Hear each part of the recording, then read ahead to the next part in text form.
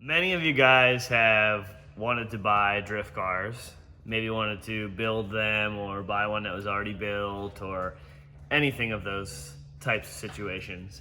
I've also built cars from driving AC daily driven cars that I was driving and built them into race cars. I've built random flood cars into race cars. I've built crash cars into race cars, and I've bought race cars that were already built.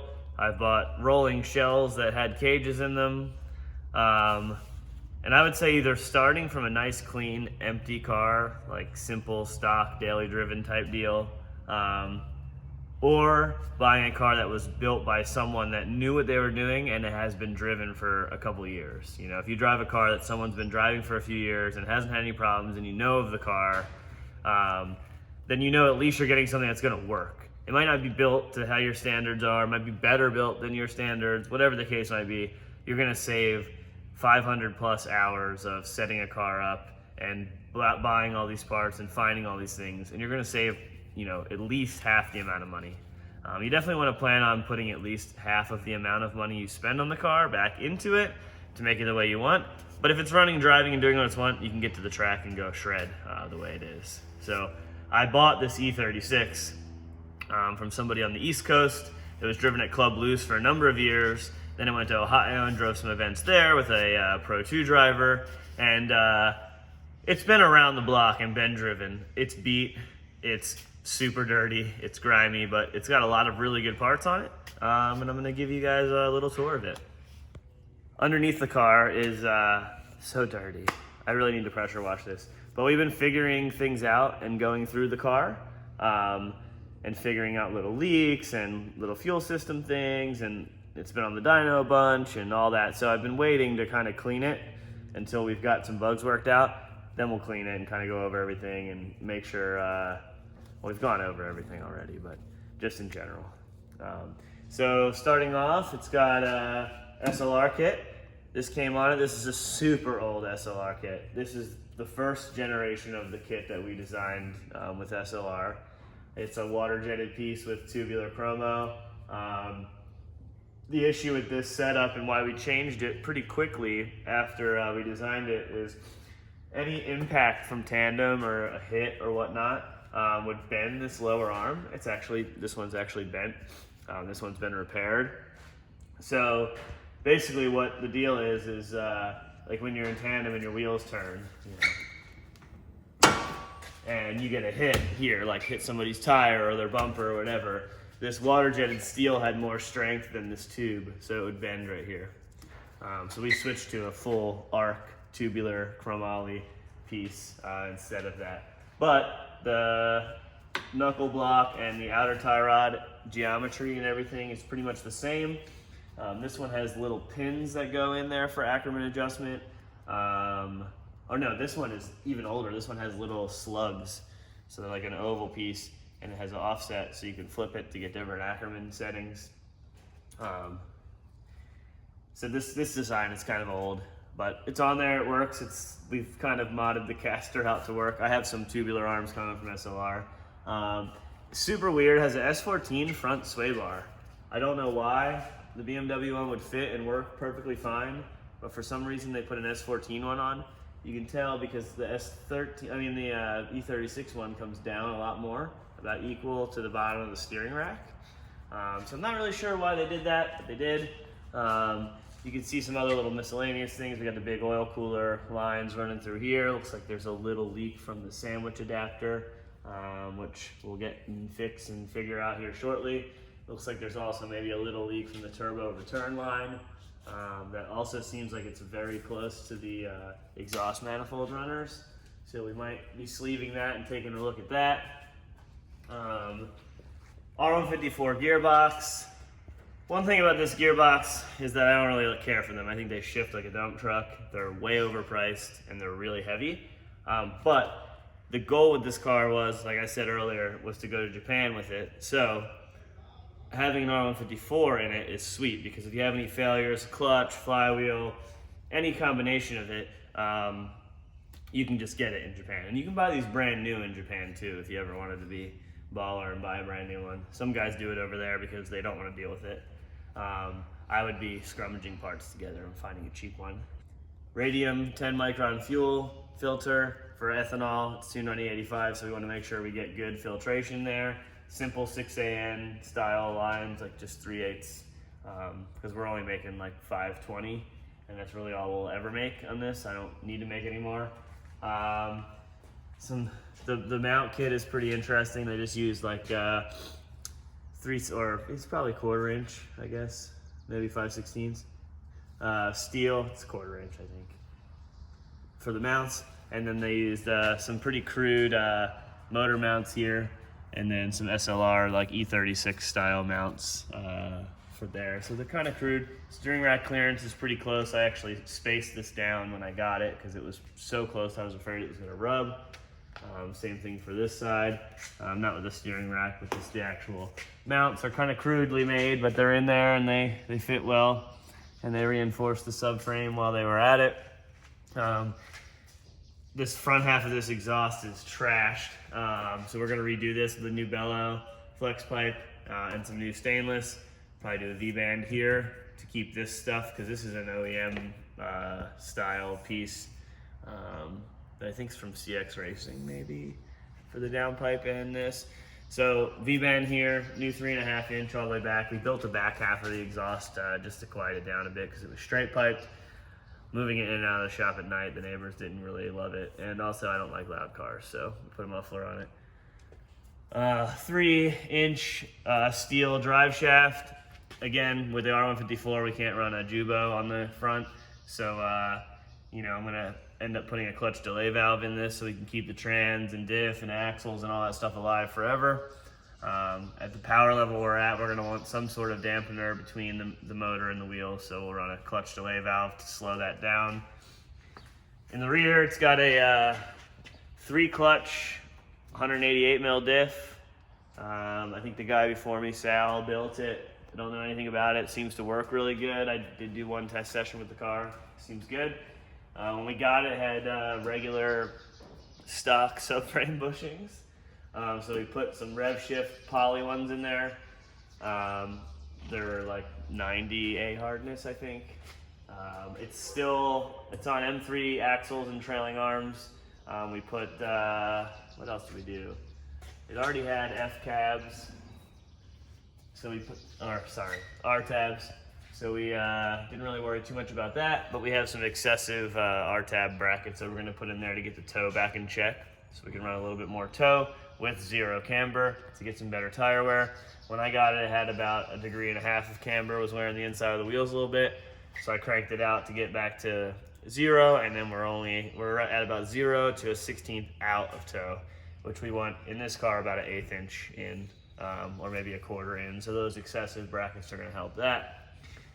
Just some SPC lower arms there. He swapped out the previous owner swapped out the bushings in here for spherical ones, which are cool. That's nice. It was all cut out already with this bash bar configuration. It fits and it works. When it gets damaged, we'll go ahead and probably build a hoop setup.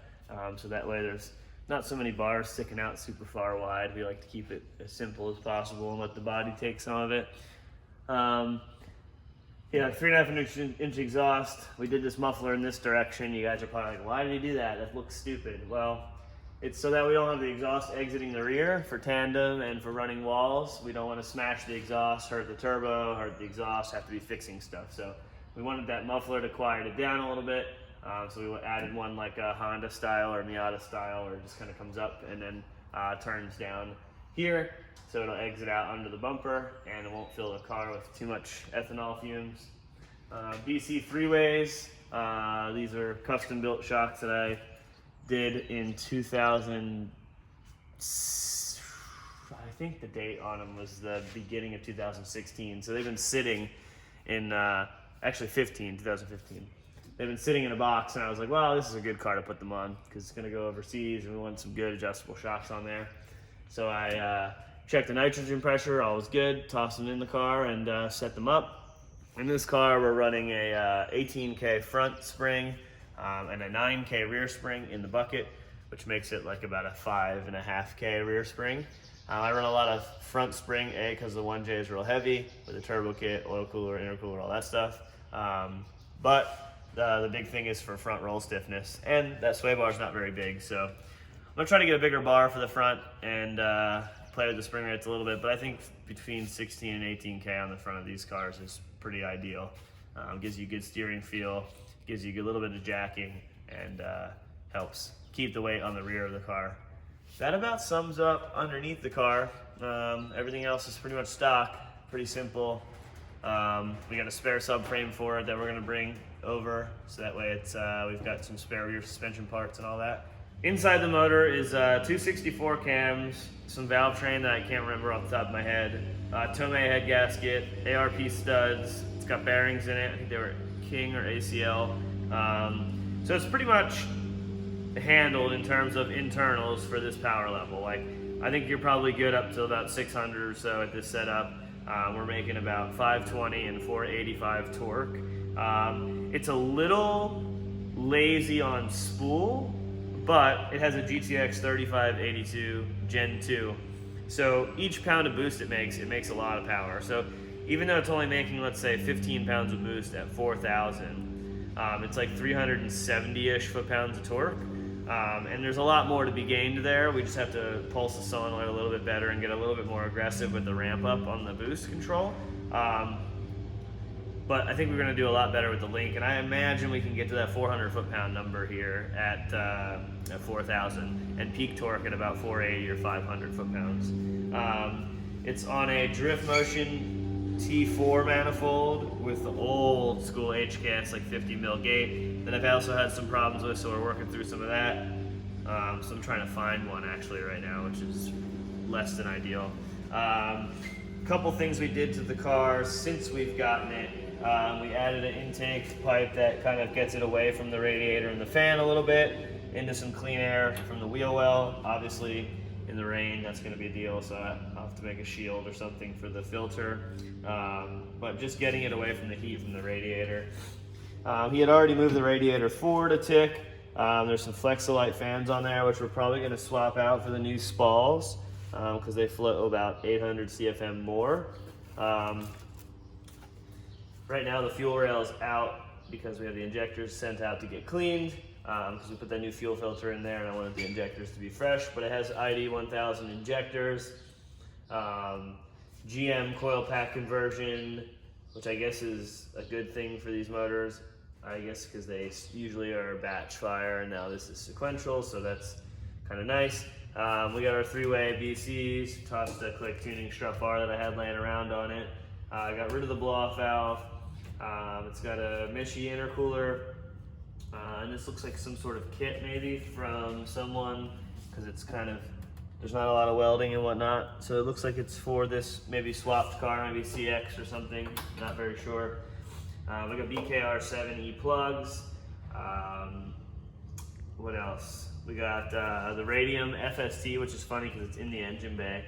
This is an interesting deal because I was like, oh, well, that wouldn't be legal in FD. And then I started thinking, I'm like, well, everyone always has their fuel and their regulator and everything in the engine bay anyway, so what's the difference on having the pump there? So I guess it actually does make sense if you have room up there, and it makes, I mean, it's not stupid, I guess.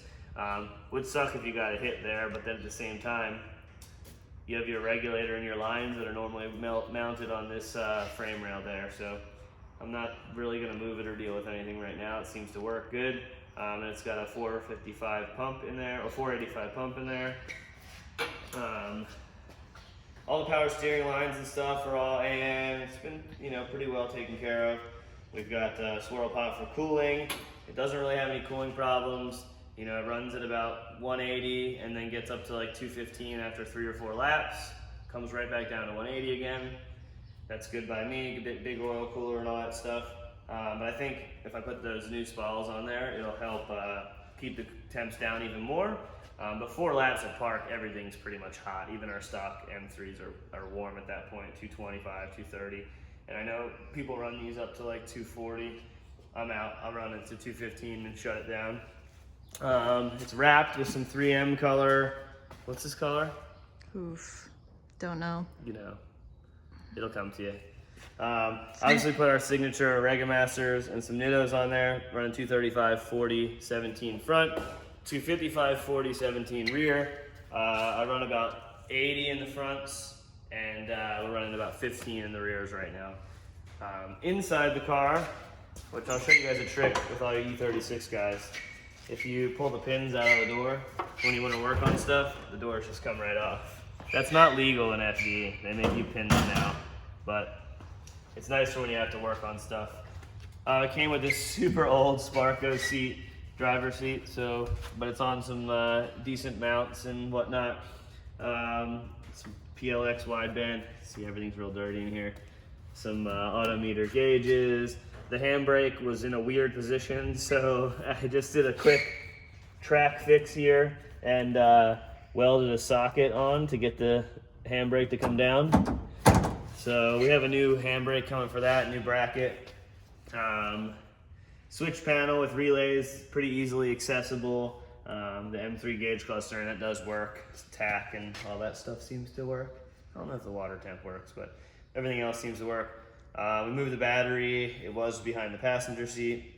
We want to move the passenger seat back, so we just got done kind of just scooting it back with a new E36 power line, so that's all good and works. And we also found some draws that were on there as well.